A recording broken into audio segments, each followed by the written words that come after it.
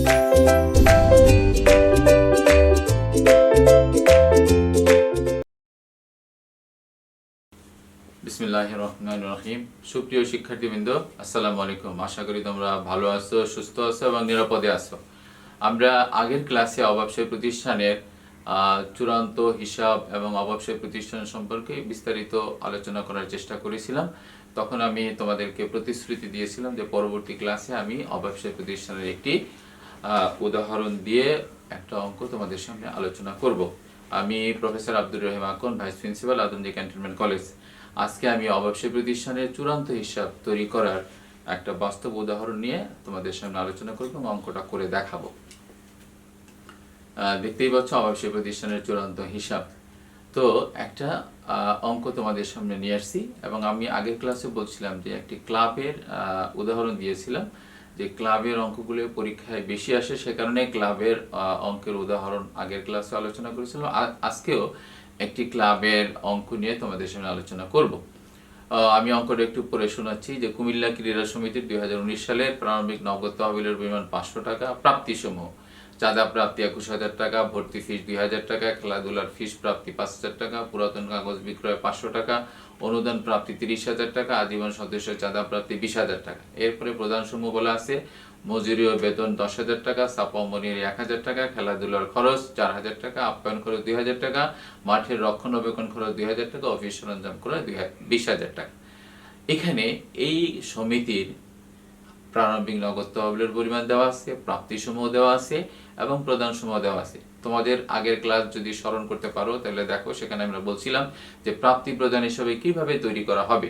প্রথমে আমরা ডেবিট পাশে প্রারম্ভিক নগদ তহবিল লিখব, এরপরে যাবতীয় প্রাপ্তিগুলো ডেবিট পাশে লিখব, যাবতীয় প্রদানগুলো ক্রেডিট পাশে লিখব, এরপরে ডেবিট পাশের যোগফল থেকে ক্রেডিট পাশের যোগফল মাইনাস করে আমরা প্রাপ্তি প্রদান হিসাব তৈরি করব।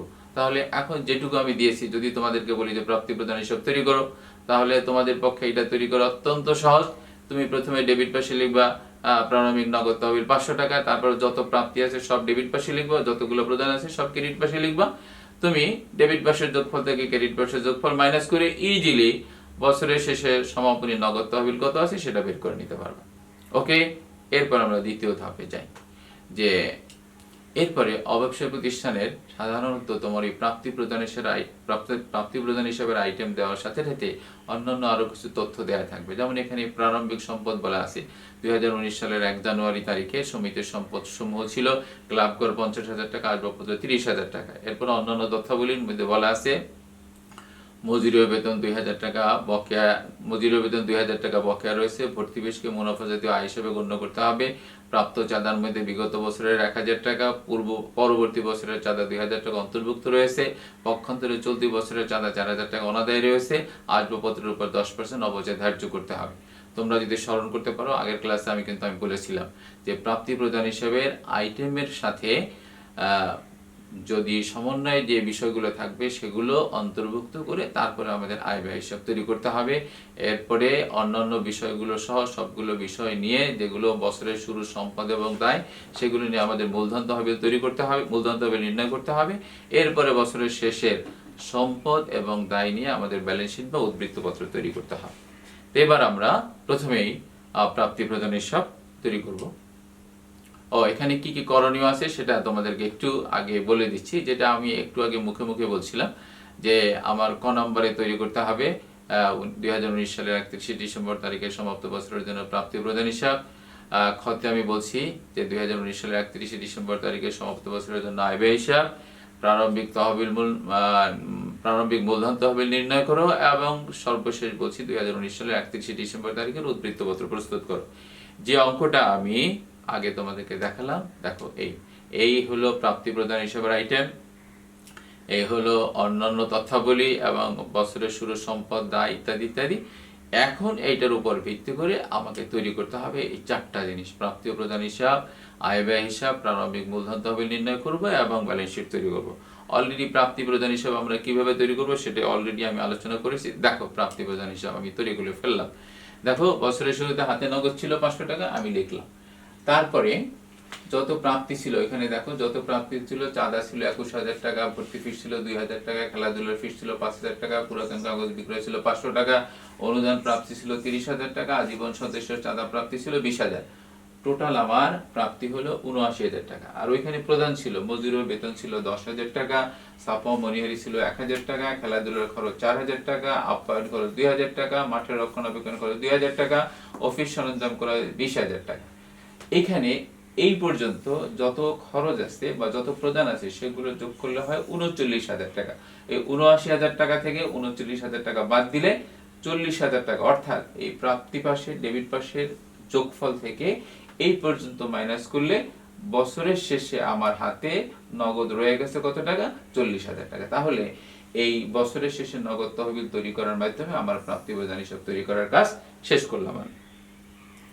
এবার আমার দ্বিতীয় পর্যায়ের কাজ, সেটা হলো আয় ব্যয় হিসাব তৈরি করা। আমি আগেই বলছি যে যখন আয় ব্যয় হিসাব তৈরি করব তখন আমার মুনাফা জাতীয় যত প্রাপ্তি আছে সেগুলোকে আমি এই আয় ব্যয় হিসাবের ক্রেডিট পাশে লিখব, যত আমার ব্যয় আছে মুনাফা জাতীয় ব্যয় সবগুলো আমি ডেবিট পাশে লিখব। এরপরে আয় থেকে ব্যয় বাদ দিয়ে আমি দেখব আমার ব্যয়াতিরিক্ত আয় হয়েছে না আয়াতিরিক্ত ব্যয় হয়েছে। এখন আমি যদি তোমাদের সামনে একটু ক্লিয়ার করতে চাই, আমি আবার পিছনে গিয়ে তোমাদের একটু স্মরণ করে দিতে চাই যে দেখো চাঁদার সাথে রিলেটেড কি কি বিষয় ছিল। দেখো এখানে যে চাঁদার মধ্যে কি ছিল, প্রাপ্ত চাঁদার মধ্যে বিগত বছরের 1,000 টাকা। আমরা বলছি যে যখন আমরা আয় ব্যয় হিসাব তৈরি করব তখন বিগত বছরের কোনো কিছু থাকলে মাইনাস করে দেব। পরবর্তী বছরের চাঁদা 2,000 টাকা অন্তর্ভুক্ত রয়েছে, তার মানে পরবর্তী বছরের চাঁদা আমি মাইনাস করে দেব। চলতি বছরের চাঁদা 4,000 টাকা অনাদায়ী রয়েছে, চলতি বছরেরটা আমি যোগ করব। সুতরাং আমাকে কি করতে হবে? পরবর্তী বছরেরটা মাইনাস করতে হবে, বিগত বছরেরটা মাইনাস করতে হবে, আর চলতি বছরের যেটা সেটা আমার যোগ করতে হবে। এটা এই যে উদাহরণটা, এটা যেমন আমার আয়ের পাশের জন্য প্রযোজ্য, ঠিক অনুরূপ ঘটনা যদি কখনো ডেবিট পাশের কোনো আইটেমের সাথে থাকে সেই একই নিয়ম প্রযোজ্য হবে। তো আমরা আবার ওই চাঁদার মধ্যে তাহলে চলে যাই। দেখো এই যে চাঁদা আমার প্রাপ্ত ছিল প্রাপ্তি প্রদান হিসেবে 21,000 টাকা, তার সাথে আমি চলতি বছর অনাদায়ী যোগ করলাম 4,000 টাকা, হলো 25,000 টাকা, বিগত বছরের চাঁদা 1,000 টাকা মাইনাস করলাম, হলো 24,000 টাকা, এবং পরবর্তী বছরের চাঁদা বাবদ আমার প্রাপ্তি ছিল 2,000 টাকা, সেটা মাইনাস করলাম। সুতরাং কত পাইলাম আমি? অর্থাৎ 2019 সালের আমার চাঁদা বাবদ আয় হচ্ছে 22,000 টাকা। এখন যদি তোমাকে এখানে একটা সৃজনশীল প্রশ্ন বলা হতো যে চাঁদা বাবদ 2019 সালের আয় কত, জাস্ট তুমি এই কতটুকু এই অ্যান্সার করলেই তোমার এই 2019 সালের চাঁদার পরিমাণ কত সেটা তুমি পেয়ে যেতে। ওকে, এরপরে আমার প্রাপ্তি প্রদান হিসাবে যে অন্য মুনাফা জাতীয় যে 2-3টা আয় ছিল তার মধ্যে ভর্তি ফিস নিয়ে একটু কনফিউশন আছে। ভর্তি ফিস অনেক সময় এককালীন পাওয়া যায়, কোনো কোনো প্রতিষ্ঠান মনে করে যে এটাকে মূলধন জাতীয় হিসেবে বিবেচনা করা উচিত, আবার কোনো কোনো প্রতিষ্ঠান মনে করে যে না এটা মুনাফা জাতীয় হিসেবে বিবেচনা করা উচিত। আমরা সবসময় অঙ্কের দিকে খেয়াল করবো যে অঙ্কের নির্দেশনাটা কি। অঙ্ক যদি নির্দেশ করে এটা মুনাফা জাতীয় তাহলে মুনাফা জাতীয় ধরবো, অঙ্ক যদি নির্দেশ করে এটা মূলধন জাতীয় তাহলে আমরা মূলধন জাতীয় হিসেবে ধরবো। এখন যদি অঙ্ক এই ব্যাপারে একটু সাইলেন্ট থাকে, অঙ্কের মধ্যে কোনো নির্দেশনা দেওয়া না থাকে, সেক্ষেত্রে আমরা সাধারণত যেটা ফলো করে থাকি, যদি অ্যামাউন্টটা ছোট হয় তাহলে এটাকে আমরা মুনাফা জাতীয় আয় হিসেবে বিবেচনা করে আয় ব্যয় হিসেবে ক্রেডিট পাশে লিখি, আর যদি বড় অঙ্কের টাকা হয় তাহলে সেক্ষেত্রে আমরা এটাকে মূলধন জাতীয় প্রাপ্তি হিসেবে বিবেচনা করে আমরা ব্যালেন্স শিটে নিয়ে যাই। ওকে, এরপরে আমার প্রাপ্তি প্রদান হিসাবে আয়ের মধ্যে মুনাফা জাতীয় আয়ের মধ্যে আরেকটা ছিল খেলাধুলার ফিস, আরেকটা ছিল পুরাতন কাগজ বিক্রয়। এই হচ্ছে আমার ওই যে মানে যতগুলো প্রাপ্তি প্রদান হিসেবে আয়ের মধ্যে বা প্রাপ্তির মধ্যে যতগুলো ছিল মুনাফা জাতীয় সেগুলো কিন্তু আমি এখানে লিখে নিয়ে আসছি। আমি তোমাদেরকে আবার একটু ব্যাক করে নিয়ে যেতে চাই যাতে তোমাদের কাছে জিনিসটা একদম ক্লিয়ার থাকে। দেখো এখানে ছিল চাঁদা, এখানে ছিল ভর্তি ফিস, এখানে ছিল খেলাধুলার ফিস, পুরাতন কাগজ বিক্রয়। এই 4টা আইটেম হলো মুনাফা জাতীয় প্রাপ্তি। আর এই অনুদান প্রাপ্তি এবং আজীবন সদস্যের চাঁদা প্রাপ্তি, এই দুইটা হচ্ছে মূলধন জাতীয় প্রাপ্তি। আমি আগে আলোচনা করেছিলাম আমি যখন আয় ব্যয় হিসাব তৈরি করব তখন মুনাফা জাতীয় যে প্রাপ্তিগুলো আছে সেগুলো আমি আয় ব্যয় হিসাবের ক্রেডিট পাশে লিখবো, মূলধন জাতীয় যে প্রাপ্তি আছে সেগুলো আমি ব্যালেন্স শিটে লিখবো এবং এগুলো ব্যালেন্স শিটের দায় পাশে লিখবো। আর এই যে মুনাফা জাতীয় যত প্রদান আছে, মজুরি ও বেতন, ছাপা ও মনিহারি, খেলাধুলার খরচ, আপ্যায়ন খরচ, মাঠের রক্ষণাবেক্ষণ খরচ, এগুলো হচ্ছে সব মুনাফা জাতীয় খরচ। এই মুনাফা জাতীয় খরচগুলোকে আমি সব আয় ব্যয় হিসাবে ডেবিট পাশে লিখবো। আর অফিস সরঞ্জাম করা এটা আমাদের মূলধন জাতীয় ব্যয় বা সম্পদ, হাতে নগদ এটা বছরের শেষে সম্পদ, এই দুইটা আমরা ব্যালেন্স শিটের সম্পদ পাশে নিয়ে দেবো। তাহলে এবার আমরা আবার আয় ব্যয় হিসাবে চলে আসি।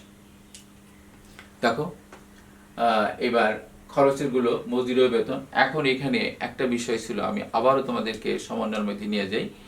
দেখো এখানে ছিল এই যে মজুরি ও বেতন 2000 টাকা বকেয়া রয়েছে। তো এই মজুরি এবং বেতন যদি বকেয়া থাকে তাহলে আমরা কি করব, মজুরি এবং বেতনের সাথে এই বকেয়া টাকাটা আমরা যোগ করে দেব।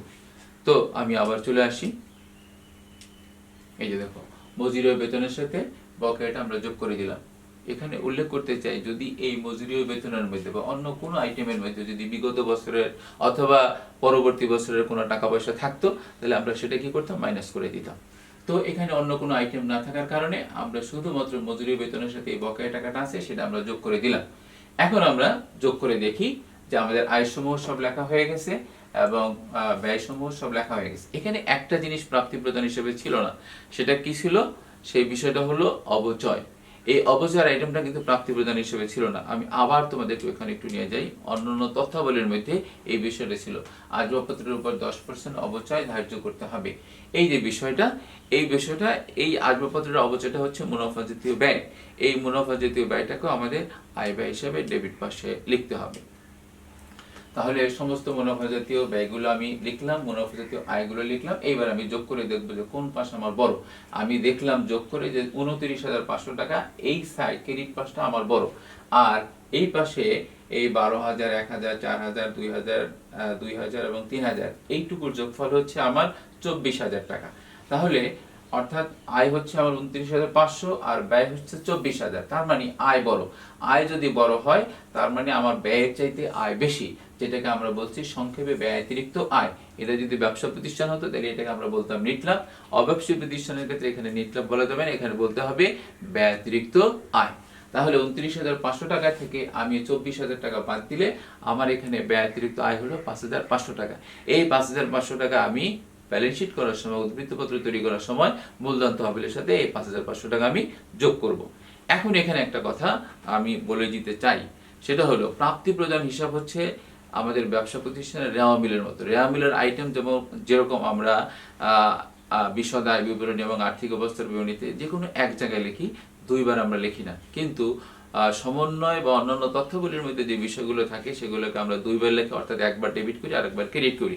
এই অব্যবসায়ী প্রতিষ্ঠানের ক্ষেত্রেও তোমাদের সেটা খুব সূক্ষ্মভাবে মনে রাখতে হবে।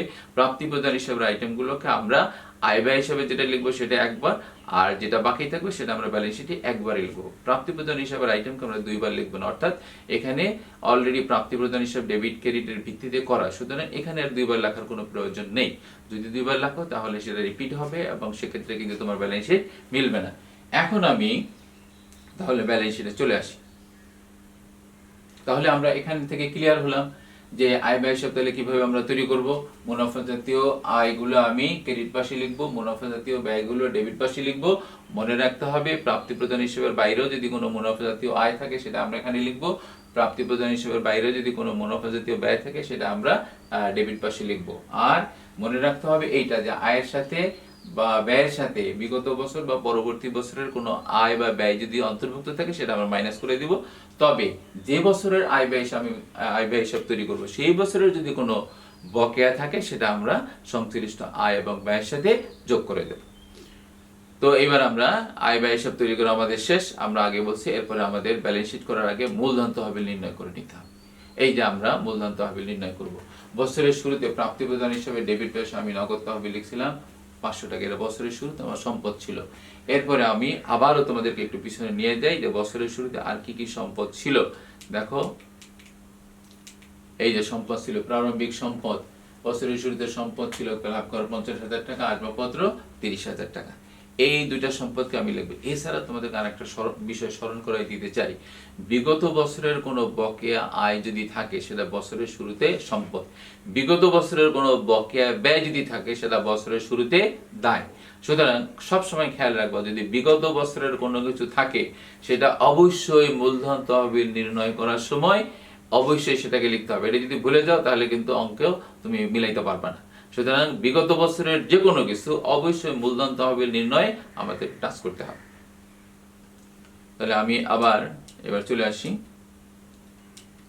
হ্যাঁ, প্রারম্ভিক নগদ তহবিল দিলাম, আমরা নগদ তহবিল পেলাম 500 টাকা। ক্লাব ঘর বছরের শুরুতে ছিল 50,000 টাকা, আসবাবপত্র ছিল 30,000 টাকা, আর বিগত বছরের অনাদায়ী চাঁদা যেটা বছরের শুরুতে সম্পদ ছিল সেটা বাবদ পেলাম 1,000 টাকা। টোটাল আমার সম্পদ বছরের শুরুতে ছিল 81,500 টাকা। আমার বছরের শুরুতে কোনো দায় ছিল না, সুতরাং যেহেতু দায় ছিল না, সুতরাং সম্পদ থেকে দায় বাদ দেওয়ার কোনো সুযোগ না থাকে আমার প্রারম্ভিক মূলধন তহবিল হলো 81,500 টাকা। আমার ব্যালেন্স শিট করার সময় এই মূলধন তহবিল লাগবে বিদায় আমি ব্যালেন্স শিট তৈরি করার আগেই এই মূলধন তহবিল নির্ণয় করে নিলাম। এবার আমরা ব্যালেন্স শিটে যাই। ব্যালেন্স শিট করবো কিভাবে? বছরের শেষে যত সম্পদ আছে সবগুলো আমি লিখবো।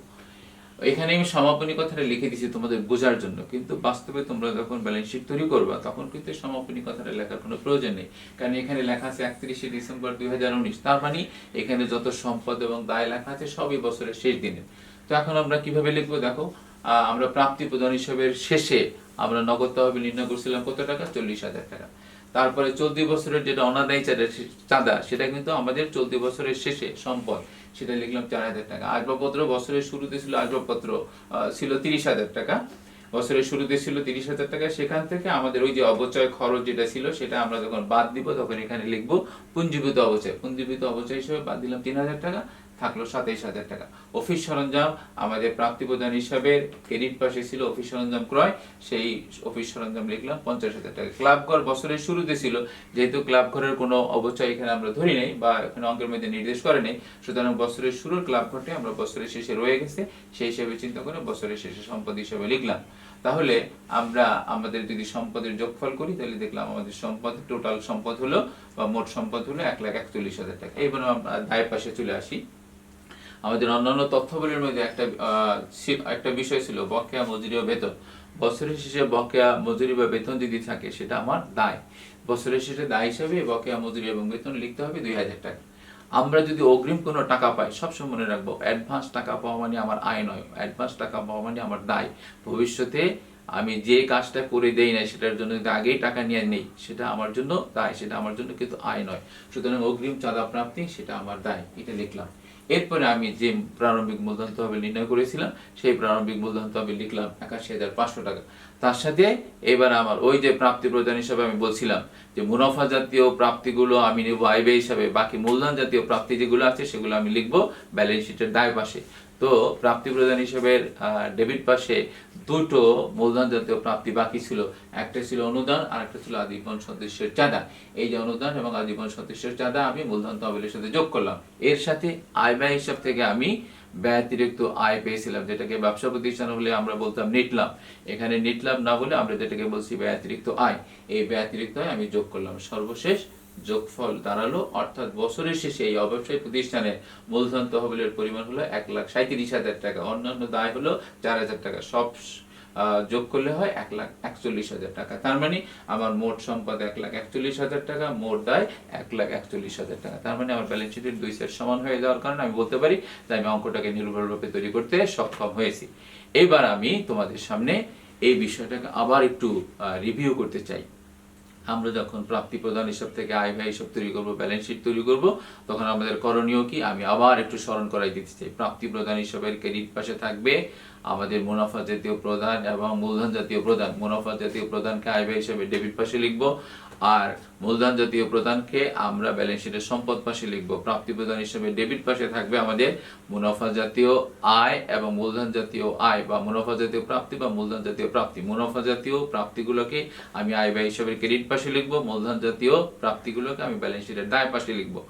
আর অন্যান্য তথ্যাবলী বা অন্যান্য যা কিছু থাকবে, একটা জিনিস সবসময় মনে রাখতে হবে, অবশ্যই সবগুলো বিষয়কে দুইবার লিখতে হবে, একবার ডেবিট করতে হবে আর একবার ক্রেডিট করতে হবে। আমি যদি একটু উদাহরণ দেই তাহলে যে স্যার আপনি দুইবার কিভাবে লিখলেন একটু জাস্ট বুঝাইয়া বলেন। যেমন ধরো চলতি বছরে অনাদায়ী চাঁদা, এটা আমি চাঁদার সাথে একবার যোগ করেছিলাম, চাঁদা হলো ক্রেডিট, তার সাথে যোগ করার কারণে এটা আরেকবার ক্রেডিট হয়েছে। আর এটাকে আমি আরেকবার সম্পদ পাশে লিখলাম, সম্পদ পাশে লেখা মানে এটা হচ্ছে ডেবিট। তার মানে চলতি বছর অনাদায়ী চাঁদা একবার আমি চাঁদার সাথে যোগ করে করেছি ক্রেডিট, আর একবার সম্পদ পাশে লিখে করলাম ডেবিট। আচ্ছা, তারপরে ধরো এই যে অবচয় খরচ, অবচয় খরচ একবার আমি আয় ব্যয় হিসেবে ডেবিট পাশে লিখলাম, তারপর আসবাবপত্র থেকে মাইনাস করে দিলাম, আসবাবপত্র হলো ডেবিট, এখান থেকে কোনো কিছু মাইনাস করা মানে হলো এটা ক্রেডিট করা। ওকে, এরপরে ক্লাব ঘর। ক্লাব ঘর একবার আমি মূলধন তহবিল নির্ণয় করতে লিখেছি, আরেকবার এই যে সম্পদ পাশে লিখলাম। তো মূলধন তহবিল এর মধ্যে মূলধন তহবিলটা কোথায় গেছে? মূলধন তহবিলটা কিন্তু এই যে দায় পাশে আসছে। তার মানে ওই ক্লাব ঘরের 50,000 টাকা কিন্তু 81,500 টাকার মধ্যে আছে, যে কারণে দেখো একবার এটা এই পাশে আসছে, আরেকবার এই পাশে। এই পাশে আসছে ডেবিট হিসাবে, এই পাশে আসছে ক্রেডিট হিসাবে। এইরকম ভাবে আমরা যদি প্রত্যেকটা আইটেম যদি চিন্তা করি, তাহলে একবার আমি ডেবিট করেছি, আরেকবার ক্রেডিট করেছি। যদি তুমি এইভাবে ডেবিট আর ক্রেডিট ঠিক রাখতে পারো এবং প্রাপ্তি প্রদান হিসাবে আইটেমগুলোকে যদি তুমি সঠিকভাবে এইভাবে সেট করতে পারো, তাহলে অঙ্ক করার ক্ষেত্রে তোমার কখনোই কোনো সমস্যা হবে না। আমি যে আলোচনাটা করলাম, যদি তোমরা এই অঙ্কটা মনোযোগ সহকারে শুনে থাকো, বুঝে থাকো, তাহলে এইবার তোমরা বাসায় বই খুলে উদাহরণ দেখে অঙ্ক করার চেষ্টা করবা। তারপর অনুশীলনী তুমি যেটাই ধরবে, দেখবা যে তুমি খুব সহজেই অঙ্কগুলো করতে পারছো। আশা করি যদি এই আমার আলোচনা মনোযোগ দিয়ে শুনে বাসায় উদাহরণ দেখে দেখে অনুশীলনী করার চেষ্টা করো, ইনশাল্লাহ তুমি এই অব্যবসায় প্রতিষ্ঠানের অঙ্ক নিজে নিজে খুব সুন্দরভাবে বাসায় করতে পারবা।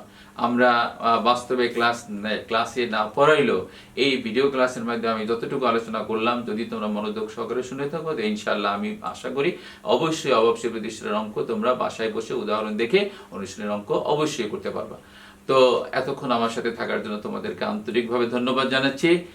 ইনশাল্লাহ আবার পরবর্তী ক্লাসে নতুন কোনো বিষয় নিয়ে তোমাদের সামনে আলোচনা করব। সবাইকে আন্তরিকভাবে ধন্যবাদ।